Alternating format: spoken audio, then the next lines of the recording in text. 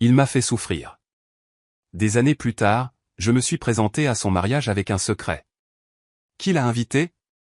J'ai entendu le murmure traverser la réception de mariage comme un couteau. J'ai fait semblant de ne pas remarquer en ajustant ma robe Valentino, celle qui coûtait plus cher que le salaire mensuel de mon ex-petite amie. J'ai souri intérieurement en sentant le poids des regards choqués me suivre à travers le sol en marbre. 7 ans plus tôt, cette même voix m'avait qualifié de pas assez bien.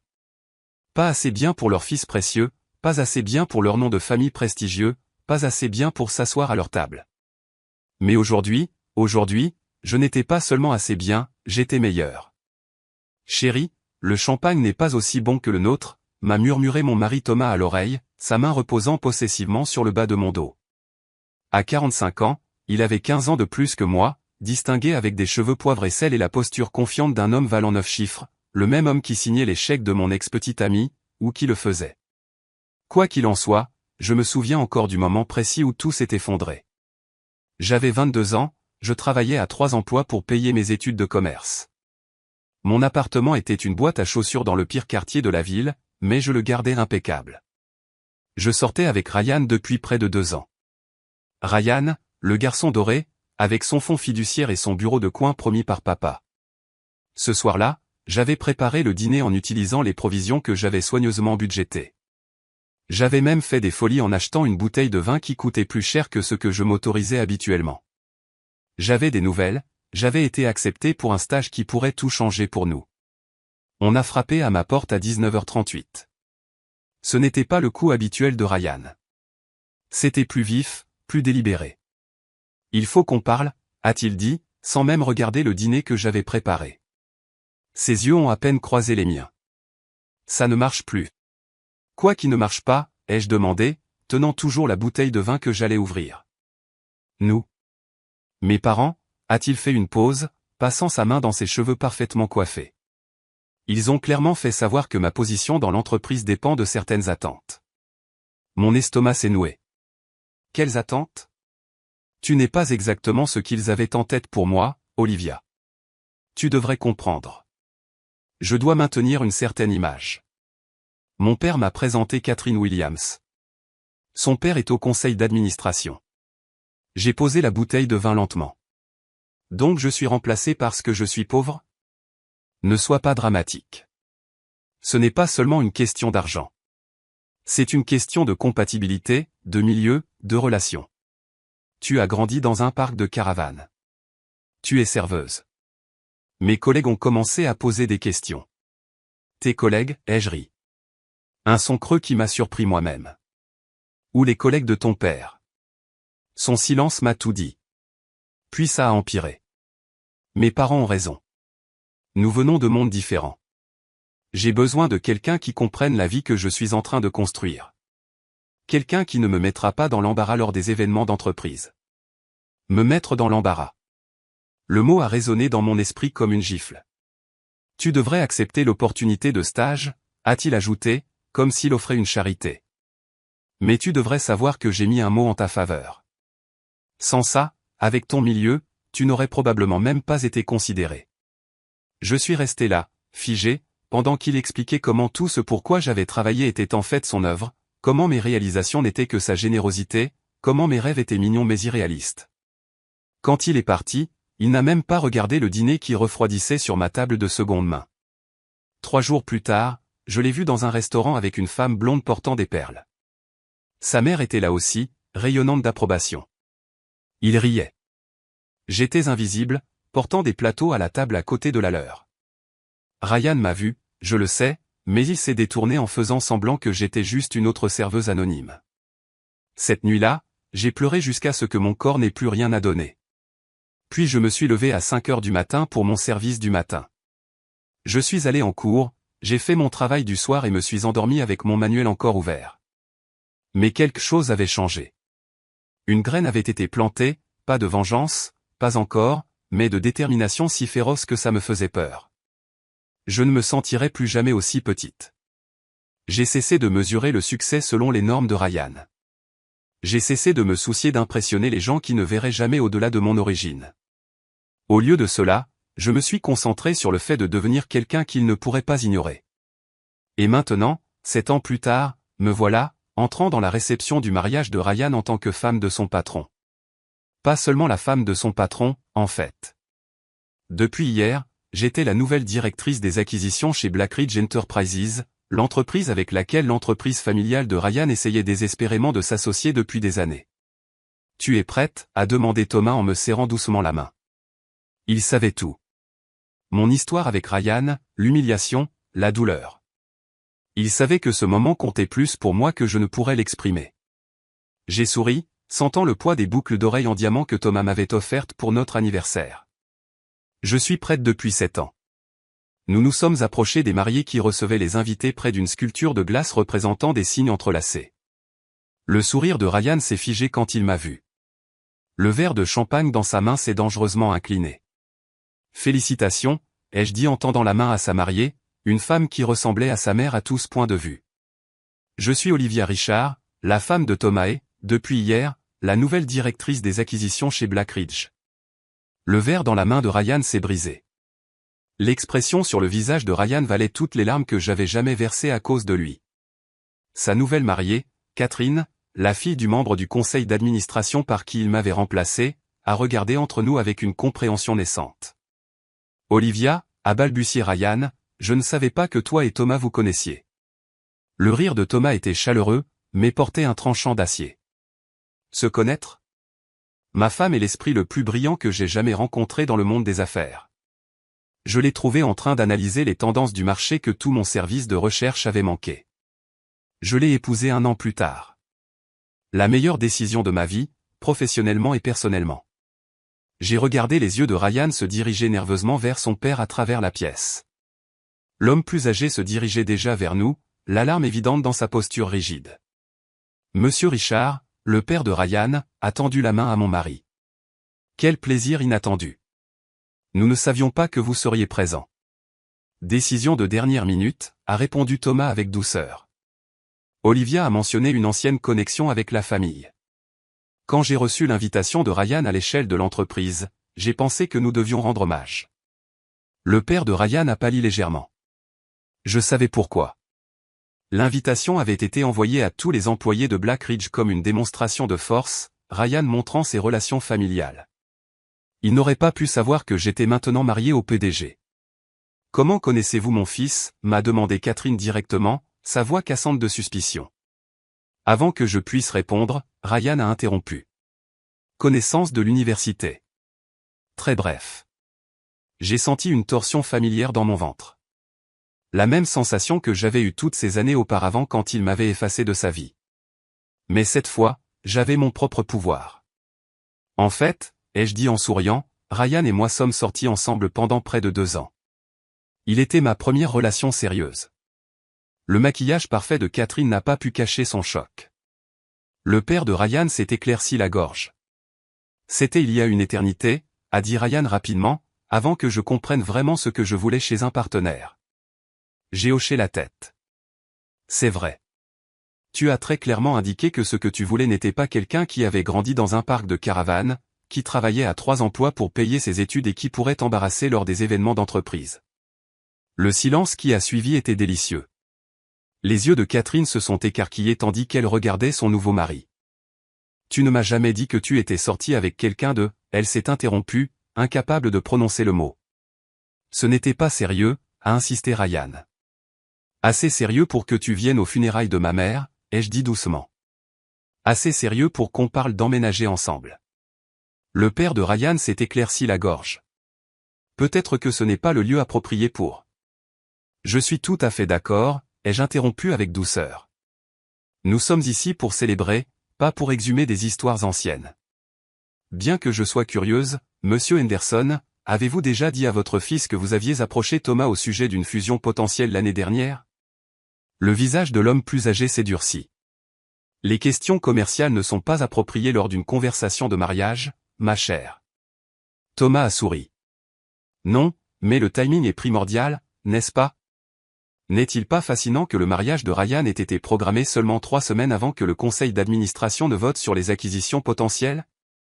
Ryan a regardé entre son père et mon mari, la confusion évidente. Il n'avait aucune idée que son propre mariage était utilisé comme une manœuvre commerciale, une approche douce auprès du PDG de Blackridge par le biais des réseaux sociaux. Je ne comprends pas, a dit Catherine, sa main parfaitement manucurée serrant son verre de champagne. Ryan a dit que votre entreprise était impatiente de s'associer à Henderson Industries. Thomas a haussé un sourcil. C'est ce qu'il a dit. L'orchestre a commencé à jouer plus fort, signalant que la première danse approchait. La mère de Ryan est apparue. Son visage était un masque de grâce sociale sous une tension évidente. Le photographe veut la famille, a-t-elle dit, puis s'est figée quand elle m'a vu. La reconnaissance a vacillé dans ses yeux. Elle se souvenait de la pauvre fille qui n'était pas assez bien pour son fils. Olivia, a-t-elle réussi à dire, son sourire si tendu qu'il semblait douloureux. Quelle surprise. Madame Henderson, ai-je hoché la tête. C'est charmant de vous revoir. J'étais justement en train de dire à Catherine à quel point Ryan et moi étions proches avant qu'il ne mette fin à notre relation. Vous vous souvenez, vous aviez des inquiétudes quant au fait que mon milieu puisse affecter ses perspectives de carrière. Son visage a rougi. Je suis sûr que je ne sais pas ce que vous voulez dire. Vous aviez raison sur une chose, ai-je continué. Le milieu compte dans certains cercles. C'est pourquoi Thomas et moi avons été si prudents en sélectionnant les cibles d'acquisition pour Blackridge. Nous ne voudrions pas nous intégrer à une entreprise qui valorise l'apparence plutôt que la substance. L'implication planait dans l'air. Le père de Ryan a soudainement eu l'air malade. Si vous voulez bien nous excuser, a dit la mère de Ryan avec raideur. La première danse va bientôt commencer. Alors qu'ils s'éloignaient, j'ai attrapé des bribes de leurs murmures passionnés. Catherine exigeait des réponses de Ryan. Son père le réprimandait sur un ton dur. C'était tout ce que tu espérais que ce soit, a demandé Thomas doucement, sa main chaleureuse contre mon dos. J'ai regardé Ryan se disputer avec sa nouvelle mariée au lieu de se préparer pour leur première danse. J'ai vu son père taper frénétiquement sur son téléphone, sans aucun doute pour organiser une réunion d'urgence avec son conseil d'administration. Pas tout, ai-je dit, mais c'est un début. Ce que aucun d'eux ne savait, c'est que leur entreprise familiale, celle qui m'avait jugé indigne, était déjà dans mon collimateur. Et je n'étais pas seulement la femme de Thomas ou l'ex de Ryan. J'étais l'architecte de leur chute et je la planifiais méthodiquement depuis des années. J'avais donné mon cœur à Ryan une fois. Il l'avait jugé sans valeur à cause de mon origine. Maintenant, j'étais sur le point de prendre tout ce que sa famille avait construit et je n'aurais pas besoin de verser une seule larme pour le faire. J'ai rencontré Thomas Richard pour la première fois 3 ans après que Ryan m'ait brisé le cœur. À ce moment-là, je ne travaillais plus comme serveuse. J'avais obtenu mon diplôme avec mention et avais décroché un poste de débutant dans une entreprise d'analyse financière. Rien de prestigieux, mais c'était un pied dans la porte. Ce que personne ne savait, c'est à quel point j'avais étudié Henderson Industries avec obsession depuis la nuit où Ryan est sorti de ma vie. Je connaissais leurs fournisseurs, leurs faiblesses, leur position surendettée. Je comprenais les vulnérabilités de leur marché mieux que leur propre conseil d'administration. Lorsque mon entreprise a été engagée pour fournir une petite analyse de marché pour Blackridge Enterprises, j'ai vu mon opportunité. Au lieu de fournir le strict minimum requis par le contrat, j'ai passé 3 semaines sans sommeil à créer une analyse complète qui incluait une stratégie détaillée pour acquérir 3 entreprises de taille moyenne, dont l'une était un fournisseur clé de Henderson Industries. L'analyste principal a essayé de s'attribuer le mérite de mon travail, mais j'avais anticipé cette manœuvre et avais intégré ma signature numérique dans la modélisation des données. Lorsque Thomas Richard lui-même a appelé pour discuter des anomalies qu'il avait remarquées dans le rapport, j'étais prête. Votre modélisation a prédit leur effondrement du 3e trimestre 3 mois avant que cela ne se produise, a-t-il dit en m'étudiant à travers son bureau massif. Personne d'autre n'avait vu ça venir. Leur système de gestion des stocks a des failles fatales, ai-je expliqué. Mais ce n'est même pas leur plus grande vulnérabilité. Il s'est penché en avant. C'est leur planification de la succession. L'entreprise familiale Henderson est dirigée par Alan Henderson, mais son fils Ryan n'est pas assez compétent pour prendre la relève. Le conseil d'administration le sait. Le marché le sent, mais ils sont enfermés dans la succession par la dynamique familiale. Thomas a haussé un sourcil. Vous semblez avoir une connaissance particulière de Henderson Industries. J'ai soutenu son regard avec fermeté. Je me fais un devoir de comprendre les faiblesses. Ce qui a commencé comme un respect professionnel a évolué progressivement en quelque chose de plus. Thomas était brillant, motivé et, contrairement à Ryan, il valorisait la substance plutôt que l'apparence. Il se fichait que je ne vienne de rien. Il se souciait du fait que je puisse voir des schémas que les autres manquaient. Quand il a fait sa demande en mariage 2 ans plus tard, ce n'était pas seulement une question d'amour, c'était un partenariat dans tous les sens du terme. Je veux que tu fasses partie de mon équipe de direction, m'a-t-il dit après avoir mis la bague à mon doigt. Pas parce que tu vas être ma femme, mais parce que tu es la personne la plus intelligente que je connaisse. J'ai d'abord refusé. Tu sais ce qu'ils diront, que je me suis couché pour arriver au sommet. Il a ri. Laisse-les dire. Pendant qu'ils bavarderont, nous allons acquérir leurs entreprises. Mais j'avais mon propre plan. Un plan qui demandait de la patience. Je veux le gagner, lui ai-je dit. Je veux un poste que personne ne puisse remettre en question. Alors j'ai gravi les échelons légitimement, occupant des postes sous différents directeurs, utilisant mon nom de jeune fille, me bâtissant une réputation qui n'avait rien à voir avec le fait d'être la femme de Thomas. Pendant tout ce temps, j'ai continué à recueillir des renseignements sur Henderson Industries. J'ai découvert que le père de Ryan avait commis une erreur critique il y a 3 ans en surendettant l'entreprise pour acquérir une usine de fabrication à Singapour qui fonctionnait maintenant à perte. Il gardait les apparences, mais l'entreprise perdait de l'argent. Plus important encore, j'ai appris que Ryan avait été promu directeur financier alors qu'il était terriblement mal préparé pour le poste. Un népotisme classique qui entraînait l'entreprise encore plus dans le pétrin. Il y a 6 mois, le père de Ryan a fait sa première approche timide vers Blackridge, suggérant un partenariat stratégique. Ce qu'il voulait vraiment, c'était un apport de capitaux déguisé en fusion. Thomas a reconnu le désespoir dans la proposition et a décliné. Puis est venue l'invitation au mariage de Ryan, envoyée à tous les employés de Blackridge, y compris Thomas. Un rappel pas si subtil des relations sociales que la famille Henderson entretenait encore. Ils deviennent désespérés, a dit Thomas en me montrant l'invitation. Utilisez le mariage de Ryan comme une opportunité de réseautage. J'ai étudié le papier cartonné épais de couleur crème avec son gaufrage doré. Allons-y. Thomas a haussé un sourcil. Tu veux assister au mariage de ton ex-petite amie? Je veux voir leur visage quand ils réaliseront ce que je suis devenu. Ce que je n'ai pas dit à Thomas, c'est que j'avais déjà mis les dernières pièces en mouvement. 3 jours avant le mariage, j'ai présenté ma stratégie d'acquisition au conseil d'administration de Blackridge, une stratégie qui comprenait l'achat de la dette de Henderson Industries auprès de plusieurs prêteurs, nous donnant une participation majoritaire à leur insu. Le conseil d'administration a approuvé à l'unanimité. Thomas a signé les papiers immédiatement, bien qu'il m'ait lancé un regard entendu. Ça semble personnel, a-t-il dit doucement après la réunion. Les affaires sont toujours personnelles, ai-je répondu. Tu m'as appris ça. La nuit avant le mariage, Thomas m'a surpris avec l'annonce de ma promotion au poste de directrice des acquisitions. Le conseil d'administration a insisté, a-t-il dit. Votre stratégie était irréprochable. J'ai accepté avec un sourire, sachant que mon premier acte officiel serait de démanteler Henderson Industries et de vendre ses actifs à des concurrents. Sauf l'usine originale que le grand-père de Ryan avait construite. Je prévoyais de la transformer en logements abordables pour les familles travailleuses qui essaient d'échapper à la pauvreté. Alors que Ryan et Catherine se préparaient à couper leur gâteau de mariage, je me suis excusé pour passer un coup de téléphone. Exécuter la phase 2, ai-je dit à notre équipe juridique.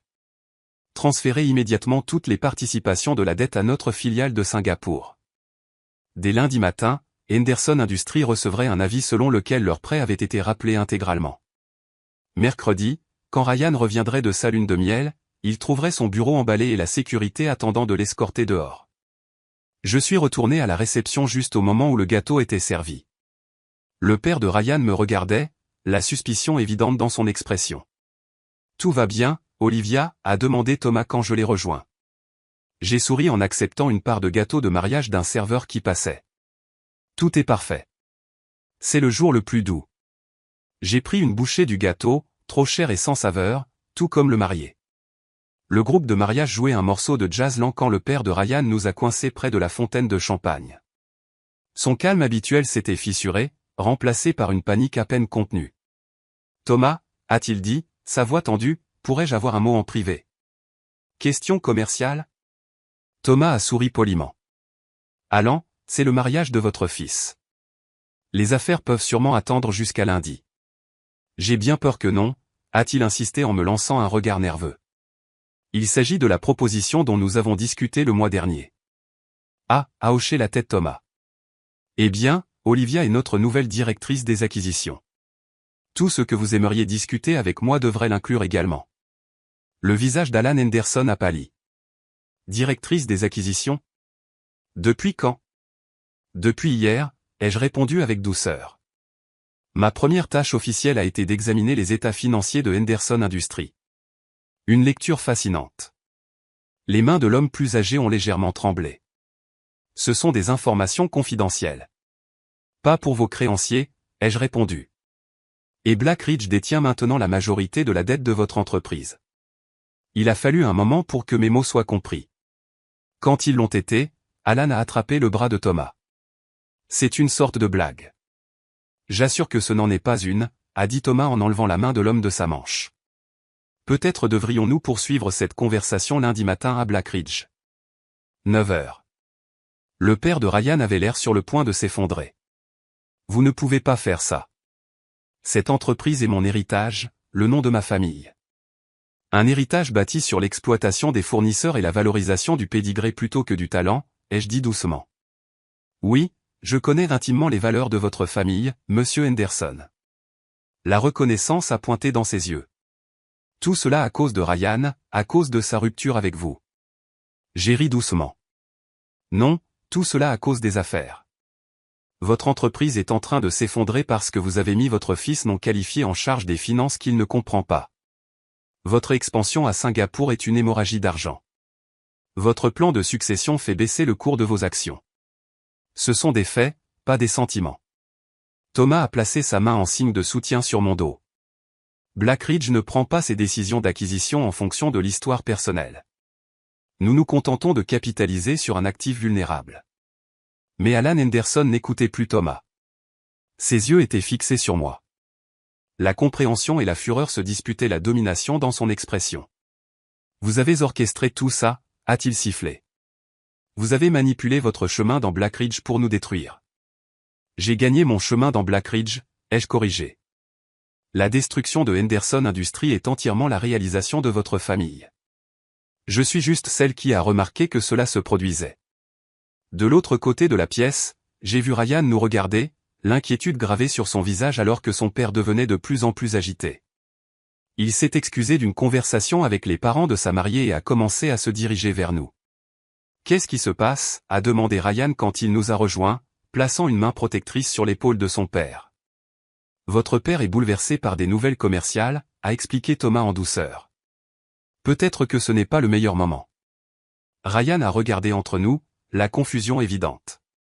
Quelle nouvelle commerciale? J'ai croisé son regard directement. Black Ridge a acquis une participation majoritaire dans Henderson Industries. Nous allons mettre en œuvre des changements importants avec effet immédiat. La couleur a quitté le visage de Ryan. Ce n'est pas possible. Nous n'avons convenu d'aucune acquisition. Nous n'avions pas besoin de votre accord, ai-je expliqué. Nous avons acheté votre dette auprès de plusieurs prêteurs. Depuis ce matin, nous contrôlons 63% des obligations de votre entreprise. Le conseil d'administration sera informé demain que ces dettes sont rappelées. Ryan m'a regardé comme s'il me voyait pour la première fois. C'est une vengeance. J'ai secoué la tête.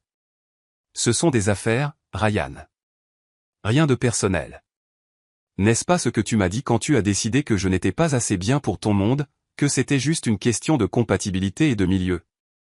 Sa nouvelle mariée est apparue à ses côtés, son visage un masque de joie forcée qui s'est fissuré quand elle a vu la détresse de son beau-père. Qu'est-ce qui se passe, a-t-elle demandé, sa voix tendue. Rien dont tu doives t'inquiéter, Catherine, a répondu Ryan automatiquement, le même ton méprisant qu'il avait autrefois utilisé avec moi.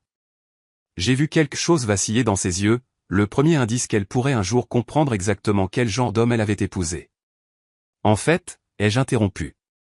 En tant que nouveau membre de la famille Henderson, Catherine devrait savoir que l'entreprise est maintenant sous le contrôle de Black Ridge. Une restructuration majeure commencera la semaine prochaine. Catherine a regardé brusquement son mari. De quoi parle-t-elle, Ryan? Tu m'as dit que Henderson Industries était financièrement solide. Elle l'est, a insisté Ryan. C'est une sorte de tentative de prise de contrôle hostile. Thomas a gloussé. Ce n'est pas une tentative si elle est déjà accomplie et ce n'est pas hostile. C'est juste des affaires. Le père de Ryan a semblé vieillir d'une décennie en quelques minutes. Nous pouvons négocier. Il doit y avoir une sorte d'arrangement. Le moment de négocier était avant que vous ne surendettiez votre entreprise jusqu'au point de rupture, ai-je dit. De plus, votre position de négociation est sérieusement compromise par l'enquête de la SEC qui sera annoncée lundi. C'était la bombe que j'attendais de larguer. Au cours de mes recherches, j'ai découvert des preuves d'irrégularité comptable remontant à l'époque où Ryan a pris le poste de directeur financier. Rien de malveillant, juste de l'incompétence maquillée avec une comptabilité créative. J'avais anonymement transmis les preuves aux autorités de réglementation il y a 3 mois, le timing parfait avec notre stratégie d'acquisition. Quelle enquête, a demandé Ryan, la panique montant dans sa voix. Celle qui examine les divergences dans les rapports financiers de vos installations de Singapour, ai-je répondu calmement. Les mêmes rapports que vous avez personnellement approuvés en tant que directeur financier. Catherine s'est tournée vers son nouveau mari, l'horreur pointant dans ses yeux. Est-ce vrai? Es-tu sous enquête? Bien sûr que non, a répondu Ryan sèchement. Elle invente tout ça. J'ai fouillé dans mon sac à main et en ai sorti une carte de visite, la tendant à Catherine. Voici les coordonnées de notre service juridique. Vous voudrez peut-être que votre propre avocat prenne contact avant que la nouvelle ne soit rendue publique. Alors que Catherine prenait la carte avec des doigts tremblants, je n'ai ressenti aucun triomphe, seulement un étrange sentiment d'achèvement. Le cercle qui a commencé la nuit où Ryan m'a dit que je n'étais pas assez bonne était enfin en train de se refermer. Ryan m'a attrapé par le bras alors que je me tournais pour partir. Tu ne t'en tireras pas, a-t-il sifflé. Ma famille a des relations. Enlevez votre main, a dit Thomas, sa voix mortellement calme. Maintenant. Ryan a lâché mon bras comme s'il était brûlé. Les relations de votre famille ont toujours été plus une illusion qu'une réalité, lui ai-je dit doucement. Tout comme la santé financière de votre entreprise, tout comme vos qualifications pour être directeur financier. Alors que les autres invités commençaient à remarquer la confrontation, la mère de Ryan s'est précipitée, le contrôle des dommages sociaux étant sa priorité évidente.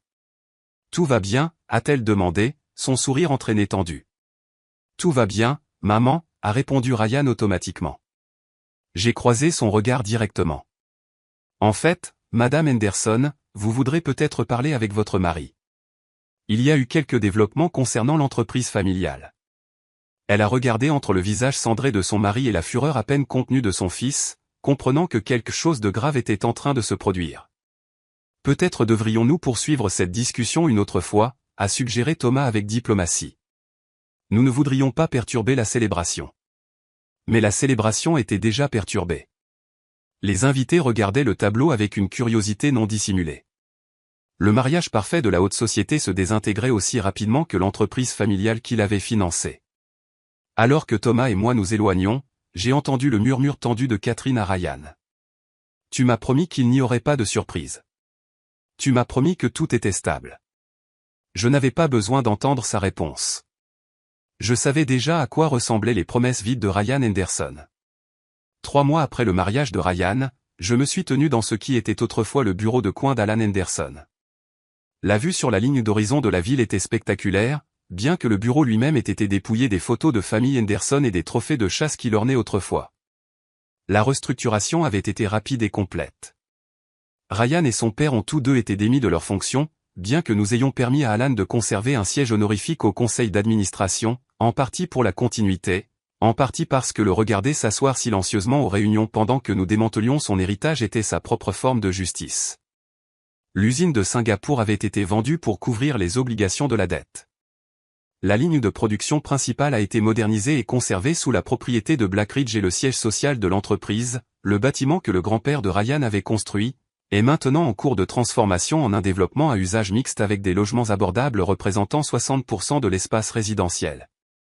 Thomas m'a rejointe à la fenêtre, enroulant son bras autour de ma taille. Le conseil d'administration a été impressionné par votre présentation trimestrielle. L'acquisition de Henderson affiche déjà de meilleurs rendements que prévu. Je me suis appuyé contre son étreinte. Nous avons conservé plus de travailleurs qualifiés que je ne l'avais prévu. Une fois qu'ils ont réalisé que le mérite importerait plus que les relations familiales, la productivité s'est considérablement améliorée. Et vous, a-t-il demandé en étudiant mon visage. Avez-vous obtenu ce dont vous aviez besoin de tout ça? C'était une question juste. Pendant des années, me prouver aux Henderson, prouver qu'ils avaient tort à mon sujet, avait été une force motrice. Maintenant que j'avais réussi au-delà de ce que même moi j'avais imaginé possible, me sentais-je satisfaite? Je pense que oui, ai-je répondu honnêtement. Mais pas de la manière dont je m'y attendais. Comment ça? J'ai examiné ma réponse avec soin. Quand Ryan a mis fin à notre relation, il m'a fait sentir que je n'étais rien sans le bon milieu, les bonnes relations. Pendant longtemps, j'ai voulu lui prouver le contraire en devenant quelque chose qu'il regretterait de perdre. Thomas a hoché la tête, attendant que je continue. Mais quelque part en cours de route, il a cessé de s'agir de Ryan et a commencé à s'agir de moi, de construire quelque chose de significatif, de créer des opportunités pour les gens comme moi, les gens avec du talent mais sans avantage. Je me suis détourné de la fenêtre pour faire face à mon mari. Le projet de logements abordables compte plus pour moi que de voir le visage de Ryan quand il a perdu son poste. Le programme de bourse pour les étudiants de première génération compte plus que de savoir que sa famille reconnaît son erreur. Thomas a souri, l'expression fière que j'étais venu chérir. Tu es extraordinaire, tu sais. Je suis juste quelqu'un qui a refusé d'accepter les limitations que les autres ont essayé de m'imposer, ai-je répondu. Plus tard cette semaine-là, j'ai reçu un courriel inattendu de Catherine. Elle et Ryan s'étaient séparés à peine 6 semaines après leur mariage. L'enquête de la SEC, l'effondrement de l'entreprise et l'humiliation sociale avaient été trop lourds pour leur relation à supporter.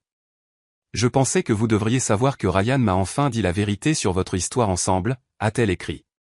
Je suis désolé de la façon dont ma famille vous a traité au mariage. J'ai tiré des leçons difficiles sur l'homme que j'ai épousé et les valeurs que sa famille détient réellement. Je n'ai pas répondu. Il n'y avait rien à dire. Catherine trouverait son propre chemin, tout comme je l'avais fait. Le mois suivant, j'ai été invité à prendre la parole dans mon ancien collège communautaire, le même que Gilles ait fréquenté en travaillant à 3 emplois. Debout au pupitre, regardant les étudiants qui me rappelaient tellement moi-même, j'ai ressenti un sentiment de paix auquel je ne m'attendais pas. Le succès ne consiste pas à prouver aux autres qu'ils ont tort, leur ai-je dit, bien que cela puisse être satisfaisant. Il s'agit de se prouver à soi-même qu'on a raison, de reconnaître sa propre valeur même quand les autres ne l'ont pas vue. Après le discours, une jeune femme s'est approchée de moi. Elle travaillait comme serveuse pour payer ses cours, tout comme je l'avais fait. Comment avez-vous fait, a-t-elle demandé. Comment avez-vous fait pour ne pas abandonner quand tout était contre vous? J'ai pensé à Ryan, à sa famille, aux années de détermination et de travail. J'ai pensé à Thomas, reconnaissant mon talent quand les autres ne voyaient que mon milieu. J'ai pensé à l'entreprise que j'aidais maintenant à construire. J'ai cessé de mesurer ma valeur à travers les yeux des autres, lui ai-je dit. Et je me suis promis qu'un jour, je serais en mesure de tenir les portes ouvertes pour les autres qui avaient été fermées pour moi. La jeune femme a hoché la tête, la compréhension illuminant ses yeux. En m'éloignant, j'ai réalisé que la vraie victoire n'était pas de détruire ce que Ryan et sa famille avaient construit. Ce n'était même pas mon propre succès. C'était de briser le cycle, d'utiliser le pouvoir pour créer des opportunités plutôt que d'exclure. Ryan m'avait dit un jour que je n'avais pas ma place dans son monde. Il avait raison, mais pas pour les raisons qu'il pensait. Je n'avais pas ma place dans un monde bâti sur les apparences vides et les privilèges hérités. J'avais ma place dans le monde que j'étais en train de créer, un monde bâti sur le mérite, les opportunités et la reconnaissance que le talent peut venir de n'importe où. Ce soir-là, alors que Thomas et moi discutions de notre prochaine cible d'acquisition, je n'ai pas ressenti la brûlure des vieux ressentiments, mais la satisfaction chaleureuse de savoir exactement qui j'étais et ce que je valais. Certains pourraient appeler ça une vengeance. J'appelais ça la justice. La sorte qui ne se contente pas de régler les comptes, mais qui change entièrement les règles du jeu.